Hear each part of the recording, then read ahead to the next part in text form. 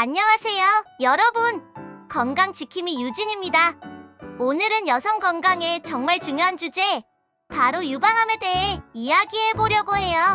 많은 분들이 걱정하고 궁금해하시는 유방암의 원인과 예방법에 대해 제가 직접 미녀 의사 선생님을 모시고 자세히 알아보는 시간을 가질 거예요.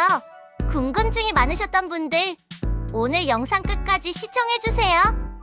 그럼 지금 바로 시작해볼까요?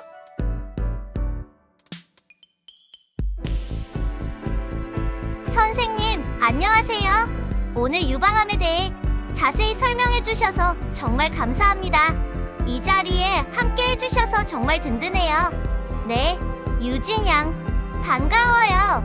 유방암은 여성에게 흔한 암 중 하나지만 조기에 발견하고 꾸준히 관리하면 얼마든지 건강한 삶을 유지할 수 있는 질병입니다. 오늘 유진님과 대화하면서 궁금하신 점들을 최대한 쉽고 명확하게 설명해 드릴게요. 정말 기대됩니다. 그럼 가장 궁금한 질문부터 드릴게요.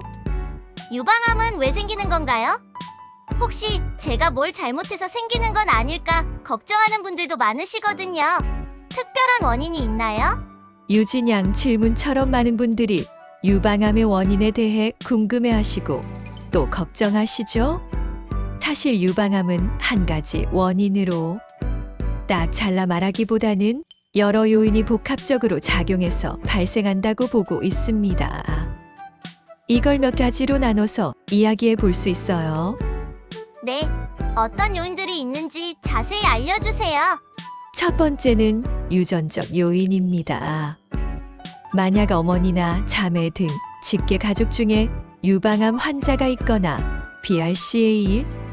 BRCA와 같은 특정 유전자 변이가 있는 경우 유방암 발생 위험이 높아질 수 있습니다. 전체 유방암의 약 510% 정도는 유전적인 영향이 있다고 알려져 있어요. 그래서 가족력이 있다면 반드시 의료진과 상담해서 검진 시기나 방법에 대해 논의해 보는 것이 중요합니다.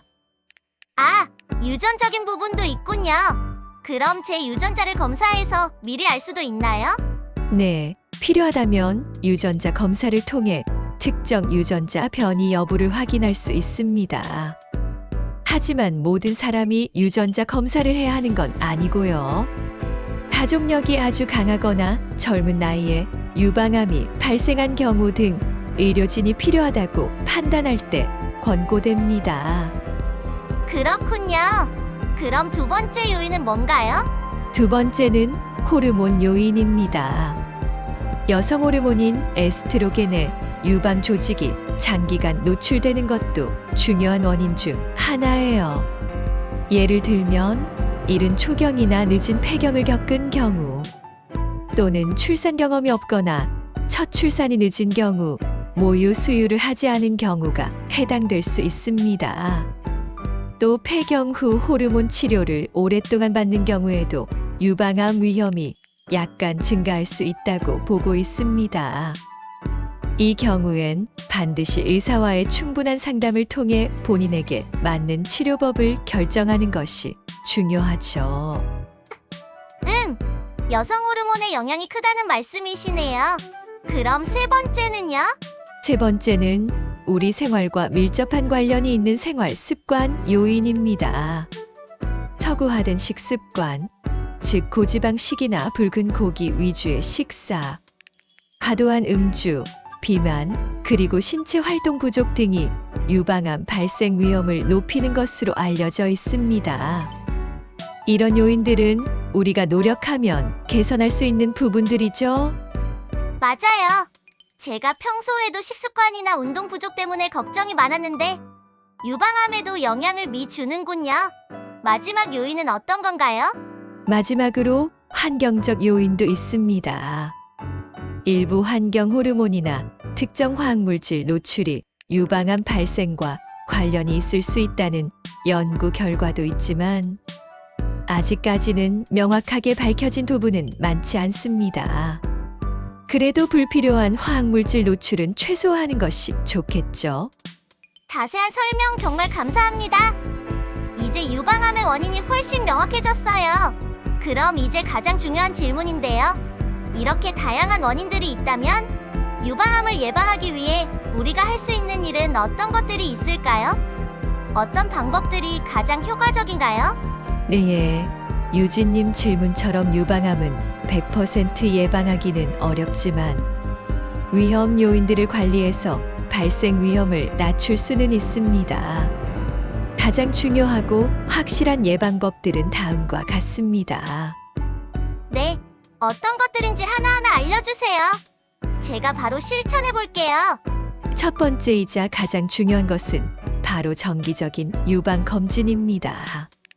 증상이 없더라도 정기적으로 유방 촬영술과 유방 초음파 검사를 받아 조기에 발견하는 것이 무엇보다 중요해요. 특히 40세 이상 여성은 1, 2년 단격으로 유방 촬영술을 권장하고 있습니다. 만약 가족력이 있거나 다른 위험 요인이 있다면 검진 시작 연령이나 주기가 달라질 수 있으니 꼭 전문의와 상담하는 것이 필요합니다. 조기에 발견하면 치료 성공률이 훨씬 높아지거든요. 증상이 없어도 꼭 검진을 받아야 하는군요. 제가 바쁘다는 핑계로 미뤘던 적도 있는데 이제부터는 꼭 챙겨야겠어요. 네, 정말 중요합니다. 두 번째는 건강한 식습관 유지입니다. 신선한 채소와 과일을 충분히 섭취하고 통곡물 위주의 식사를 하는 것이 좋습니다. 특히 브로콜리, 케일 등 십자화과 채소는 암 예방에 도움이 된다고 알려져 있어요. 고지방식이나 가공식품, 붉은 고기 섭취는 줄이고 과도한 음주는 피해야 합니다. 하루 한두 잔의 술도 유방암 위험을 높일 수 있다는 연구 결과도 있으니 가급적 절제하는 것이 좋겠죠. 역시 식습관이 중요하네요. 저는 채소랑 과일을 더 많이 먹어야겠어요. 세 번째는 규칙적인 운동입니다. 꾸준한 신체 활동은 비만을 예방하고 호르몬 균형을 유지하는 데 도움을 줘서 유방암 위험을 낮출 수 있습니다. 주 3회 이상 한 번에 30분 이상 유산소 운동 걷기, 조깅, 수영 등을 하는 것을 권장합니다. 근력 운동을 병행하면 더욱 좋고요. 몸을 움직이는 게 이렇게나 중요하다니 저도 매일 산책이라도 해야겠어요. 네 번째는 적정 체중 유지입니다. 비만은 유방암 발생 위험을 높이므로 건강한 체중을 유지하는 것이 중요합니다. 특히 폐경 후 여성의 경우 지방 조직에서 에스트로겐이 생성되므로 비만은 유방암 발생 위험을 더욱 증가시킬 수 있습니다. 균형 잡힌 식단과 규칙적인 운동으로 적정 체중을 유지하는 것이 핵심입니다. 다이어트도 유방암 예방에 도움이 된다는 말씀이시네요. 힘내서 체중 관리해야겠어요. 다섯 번째는 모유 수유입니다. 출산 후 모유 수유는 유방암 발생 위험을 낮추는데 도움이 된다고 알려져 있습니다. 물론 상황이 여의치 않은 분들도 계시겠지만 가능하다면 모유 수유를 하는 것을 권장합니다. 모유 수유가 그런 효과도 있었군요. 마지막으로 우리가 직접 할 수 있는 예방법은 뭐가 있을까요? 마지막으로 유방 자가 검진입니다. 매달 생리가 끝난 후 3일에서 5일 후 또는 폐경 여성의 경우 매달 특정 날짜를 정해 스스로 유방을 만져보는 자가 검진을 하는 것도 좋습니다. 혹시라도 평소와 다른 멍울, 분비물, 피부 변화 등이 느껴진다면 즉시 병원을 방문하여 전문의의 진찰을 받아야 합니다. 자가 검진은 정기 검진을 대체할 수는 없지만 스스로 변화를 조기에 감지하는 데 큰 도움이 됩니다. 자세한 설명 정말 감사합니다. 오늘 선생님 말씀 들으니까 유방암 예방을 위해 생활 습관을 개선하는 것이 얼마나 중요한지, 그리고 정기적인 검진이 얼마나 큰 힘이 되는지 다시 한번 깨닫게 되네요. 저도 오늘부터 알려주신 예방 수칙들을 꼭 실천해야겠어요. 네, 유진양. 맞습니다. 유방암은 생활습관 개선을 통해 충분히 위험을 낮출 수 있는 질병입니다. 그리고 무엇보다 정기적인 검진이 가장 중요하니 잊지 말고 꼭 실천하시길 바랍니다. 건강은 건강할 때 지키는 것이 가장 현명한 방법입니다. 오늘 유진양과의 대화가 많은 분들께 도움이 되었으면 좋겠네요. 네, 여러분. 오늘 의사 선생님과 함께 유방암의 원인부터 예방법까지 정말 유익한 시간을 가졌는데요. 오늘 알려드린 정보들이 여러분의 건강한 삶에 도움이 되기를 바랍니다.